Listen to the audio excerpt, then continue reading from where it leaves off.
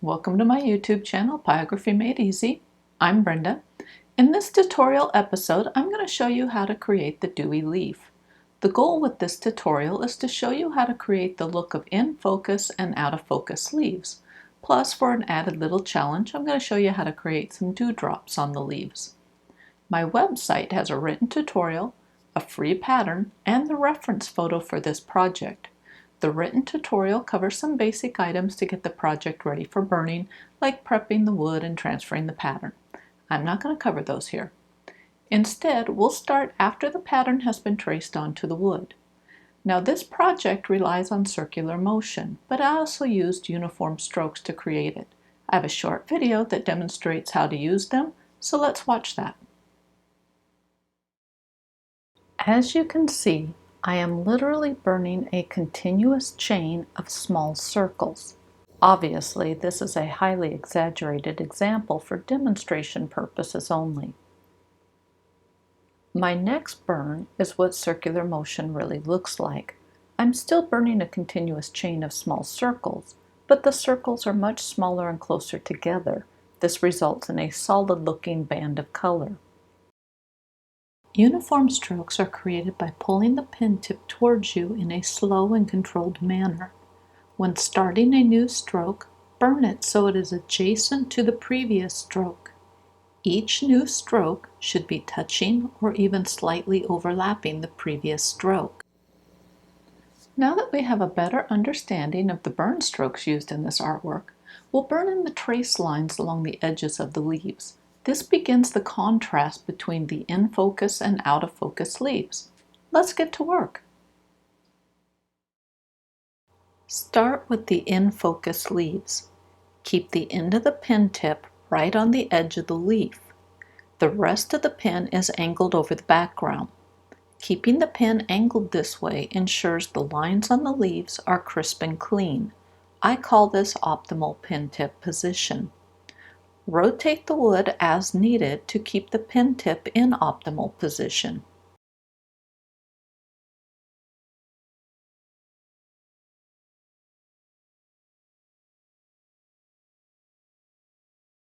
Use small circular motion to burn along the trace lines on the out-of-focus leaves. This will give you wide or thick lines that have soft edges. These lines aren't as crisp and clearly defined as the in-focus leaves. The contrast between the two line styles is already given us the look of in and out of focus. Technically, this is a flat surface, so all of the lines are at the same distance from our eyes, but we still tend to perceive the out of focus leaves as being in the background. Our brain makes the assumption that if we can't see the details, it's because the subject is too far away. Use a pencil eraser to remove any residual graphite. Do not erase the pencil veins and dewdrops on the in-focus leaves as they haven't been burned yet. We'll get to that.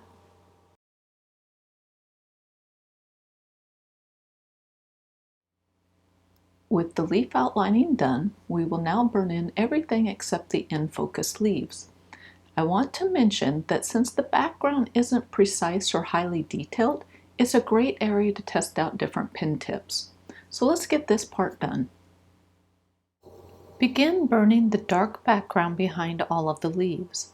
I often burn a wide band of circular motion around the edge of the leaves. This band isn't much darker than the trace line. Then I start another band of circular motion, but this band overlaps the previous one.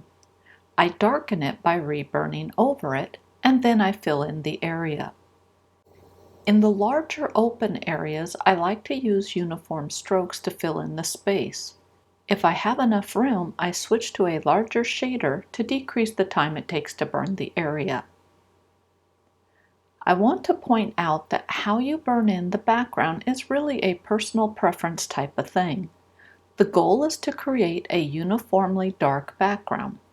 Whether you use one burn type or a combination of burn types doesn't matter as long as the goal is accomplished. Personal preference applies to the pen tips too.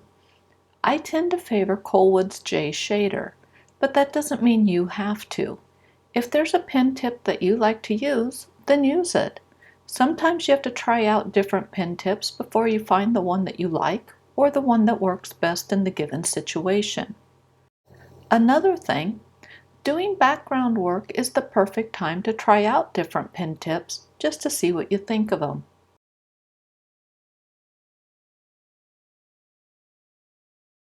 Concentrate on the background leaves in the reference photo. Notice how the detail on the leaves is fuzzy or indistinct, and how the darker a leaf is, the further away it seems. Start on the leaf in the upper corner and use circular motion to burn it in. I like to use circular motion for this as it produces a patch of color with variations in it. Those variations become part of the general indistinct detail and texture on the leaf. Now I want to mention that the out of focus leaves are another area you can test out different pen tips. The reason the background is such a good place for this is because you don't have to worry about being precise. As you burn the leaf, remember that it is one of the upper leaves in the background, so it is closer to us. This means the color should stay in the medium to dark tan range. The stems are the darkest area on the leaves, so they should be a medium to dark brown. All of the rest of the leaves should be lighter than the stems. Some of the distant background leaves can be in the dark tan to brown range. Use circular motion to burn the veins on the leaves. Circular motion produces a wide or thick line with soft edges. Those soft edges are what create the out of focus look. I want to point out that I didn't increase the heat setting on my burner when I created the veins. Instead, I just slowed down my hand speed and reburned over the area until I got the darkness level I wanted. As you work on the leaves, consult with the reference photo to see if there are any dark areas on the leaf. On most of the leaves, I burned uniform strokes to give the leaf an initial base color. Over the years, I've discovered that wood burning is kind of like painting on bare walls. The first coat of paint seals and primes the surface. Each coat of paint after that is quicker to do and covers better. Burning the leaf to a base color is like that first coat of paint. It takes a little longer and doesn't cover as thoroughly. Reburning over the area goes a little faster, covers better, and darkens up much quicker. Another thing I've noticed is if you erase an area to lighten up a spot, that spot becomes sensitive. That's probably not the best word to describe it, but it's what comes to mind. What I mean by that is if you use an X-Acto knife, sanding paper, whatever, to lighten a spot and then burn over it, the spot will darken up a lot quicker than the area immediately around it. It's like the spot is damaged. Since discovering this, I've moved my hand quicker over these areas so I don't get the dark spot back, since that's why I was erasing it to begin with. Now remember, faster hand speed means lighter burn. It has the same effect as turning down the heat on the burner. At this point, it's really just a matter of burning the out-of-focus leaves using circular motion or uniform strokes or a combination thereof. Deciding which pen tip is best for burning these leaves is a case of personal preference. I ended up using Colwood's D shader for most of the leaves, as it burns a wider band than the J shader I normally use.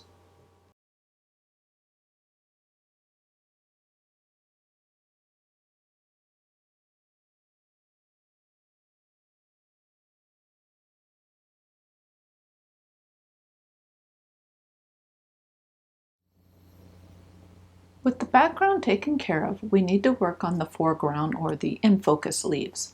We'll first burn in the trace lines and remove any residual graphite.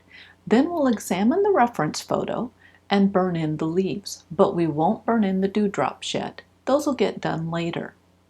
Now I want to mention two important things. First, work slow. And second, keep the heat on low. Avoiding the dewdrops is going to be a lot easier if you slow down. Slowing down means you're going to get a darker burn, so keep the heat lower. For reference, I will be using Colwood's Micro J Shader, and while my burner goes up to 10, I have the heat set at 1 or slightly above it. Okay, let's burn in the leaves. Begin by burning in the trace lines using a writer pen tip. When you are done with this step, rub over the leaves with a pencil eraser to remove any residual graphite.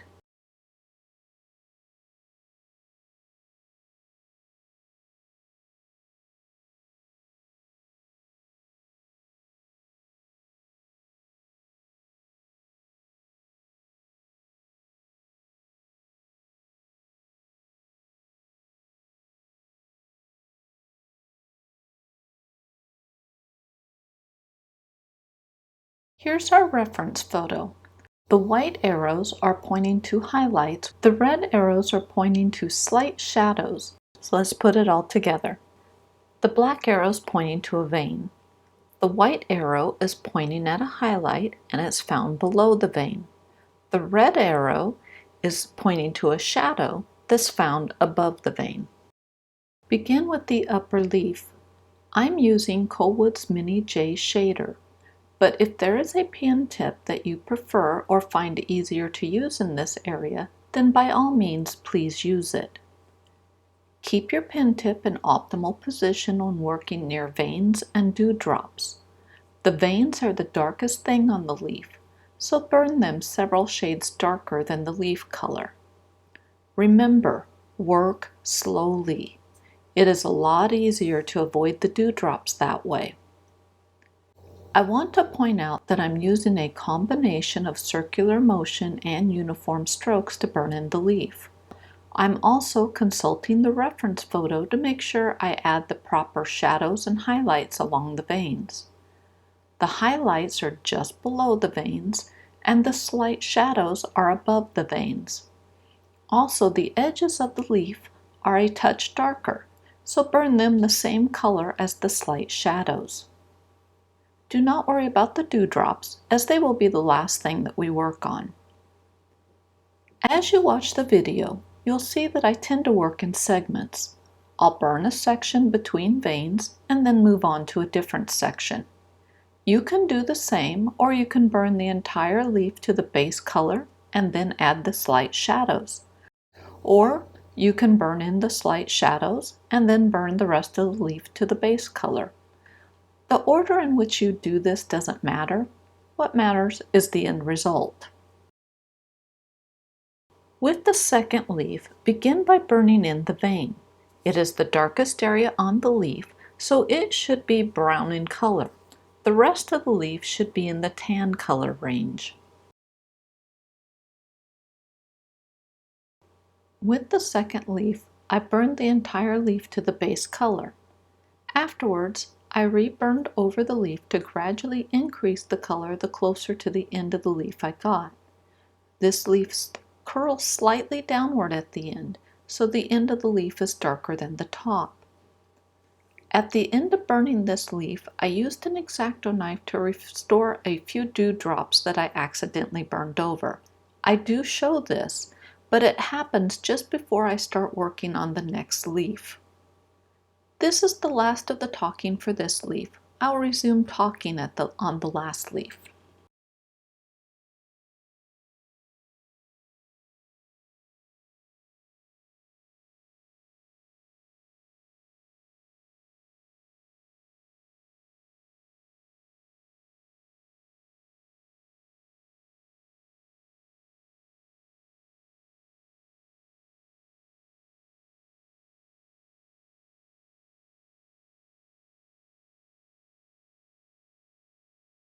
With the last leaf, start by burning in the vein. Keep the pen tip in optimal position while doing this so the edges are crisp and clean.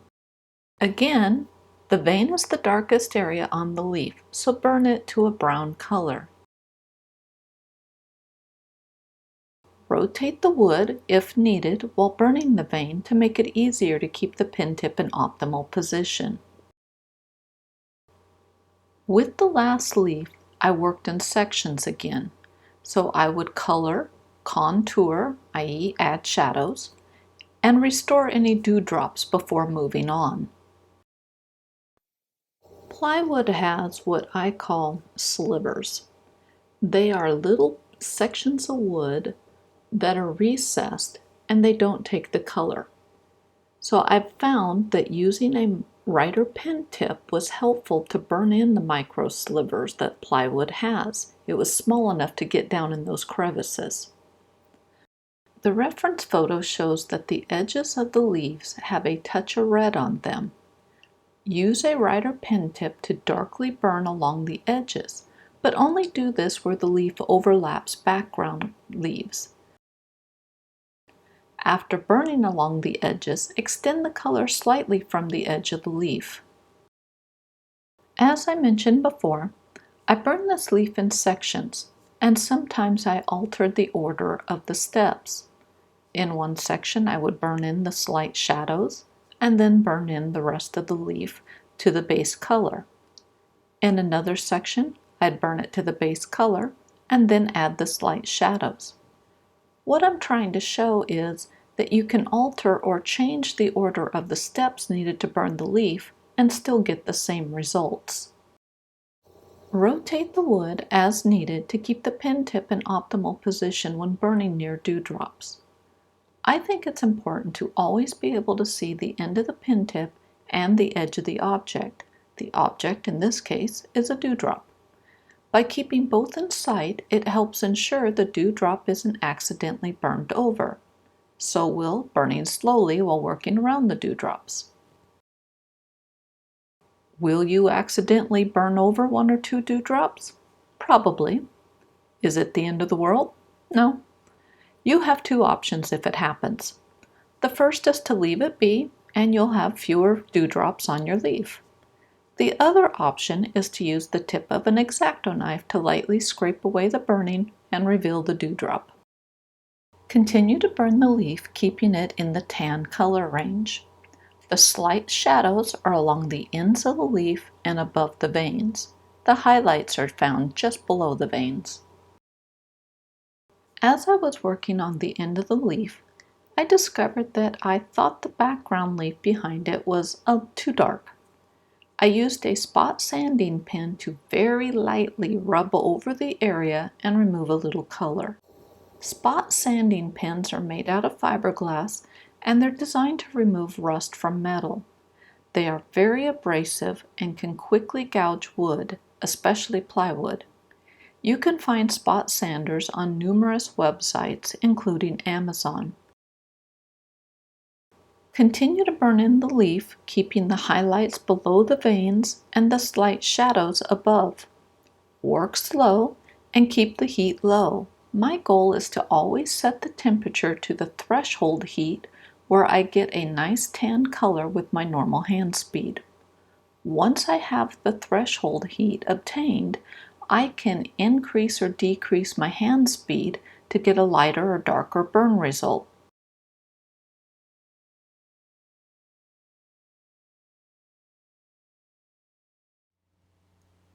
The last thing we need to do is burn in the dewdrops, and I have a 4-step process to create them. First, mark the highlight.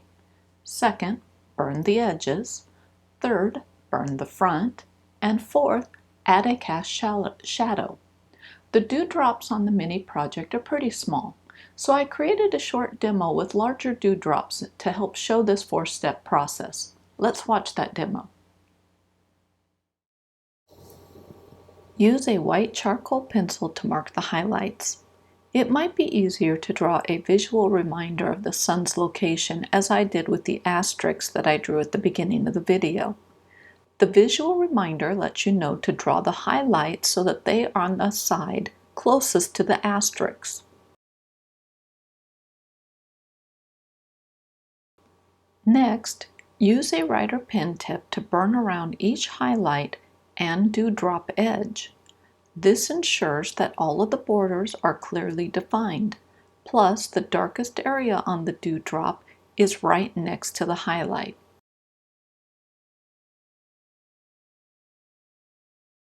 Use a shader to burn along the front of the dewdrop.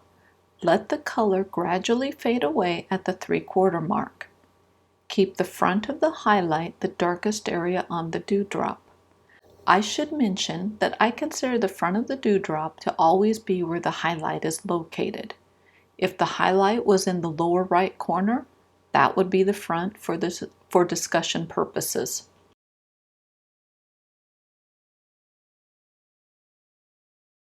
Add the cast shadows to the dewdrops.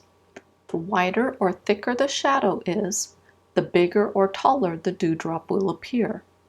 But keep the shadows in proportion to the dewdrop size. It would look wrong to have a large cast shadow on a really small dewdrop. Also, if you look at the shadows I've burned, they are thickest opposite of the highlight and thin out from there.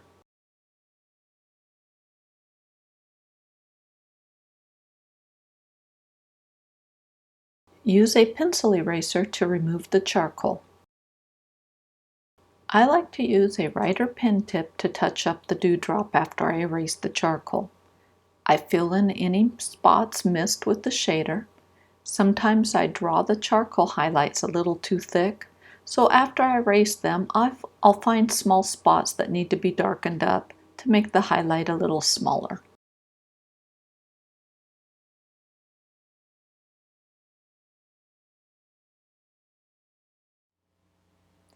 Creating dewdrops is pretty easy, but it's important to use the right pen tip.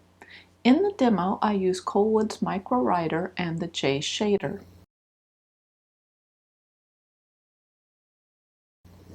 But when I'm working on the Dewy Leaf, I discovered pretty quickly that they weren't the right pen tips. Instead, I found it was much easier to use a standard writing pen tip to do all of the steps. Now, I would recommend testing out a couple dewdrops on a scrap piece of wood to see what pen tip or pen tips work best for you. Well, let's burn in these dewdrops. Begin by drawing in the highlights with a white charcoal pencil. Remember to keep the highlights on the same side. Position them so they are closest to the light source.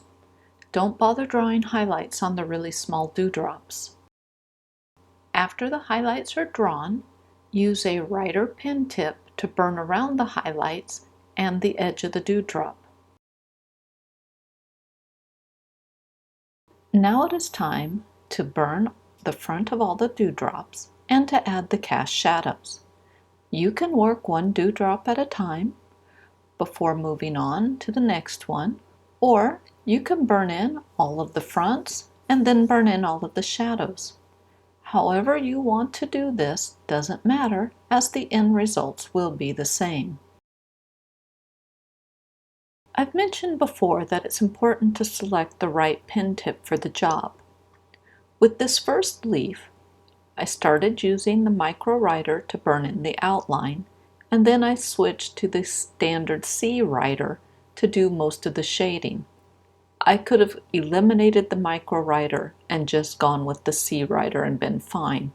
The only time I went with the normal mini J shader is on the larger dewdrops where I had room to use it. Erase the charcoal and then do any fine tuning if needed. Mark the highlights on the larger dewdrops. Use a writer pen tip to burn the edges and the highlights. I want to point out how I handled the vein line running below this dewdrop. Water distorts things, so I offset the line inside the dewdrop to convey this distortion. Continue to edge around the dewdrops and the highlights until all of the dewdrops are done on the leaf. When burning in the fronts and the cast shadows on the dewdrops, use the pen tip that works best for you. At this point, I'm using Colwood's standard C writer pen. This pen tip made it much easier to burn the droplets regardless of their size. Another thing about the really tiny drops is don't bother burning the front of them. They are so small that it would be tough to do so. Plus, if you look at the reference photo, the really tiny droplets out on the ends of the leaf look like little white dots. If you zoom in far enough, you can see that they have the same features as their larger brothers, but under normal viewing conditions, our eyes can't see that. Instead, just leave the really tiny dewdrops as little white dots with a small cast shadow. This will give the proper impression of a dewdrop without the headache. Continue to burn the dewdrops using the 4-step method when possible. On the tiny droplets, just outline and burn a small cast shadow. If a dewdrop is accidentally burned over, then either leave it alone and have fewer dewdrops, or use an X-Acto knife to scrape away the color and restore the dewdrop. You can also use an X-Acto knife to scrape in highlights.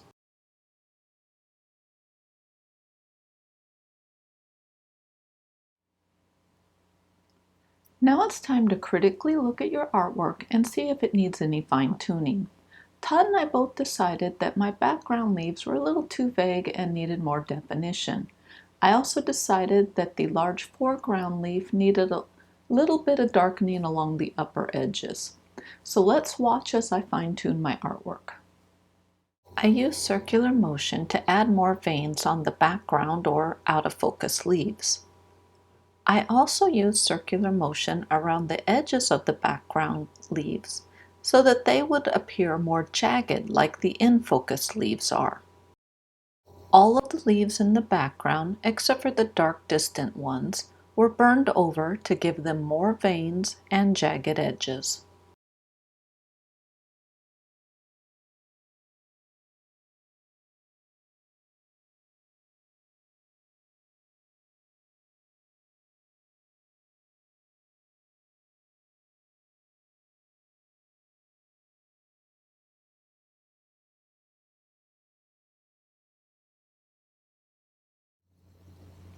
We are all done. I hope you enjoyed this tutorial and that I provided clear and easy instructions for it. Now I have to dedicate this tutorial to Mario, who asked for a demo showing how to create the out of focus look. Mario, this video is for you, and thank you for the suggestion. In the remarks below, I provided a link to my website, Pyrography Made Easy. The website has a written tutorial, free pattern, and the reference photo for this artwork. Just a couple more things before I go. I use a Colwood Super Pro 2. The artwork was burned on die-cut plywood and it took me 8.5 hours to complete it. Well, thank you for watching. If you enjoyed the video, please subscribe to my channel. I have a new video every Tuesday and a new tutorial at least once a month, if not more often. We'll see you next week.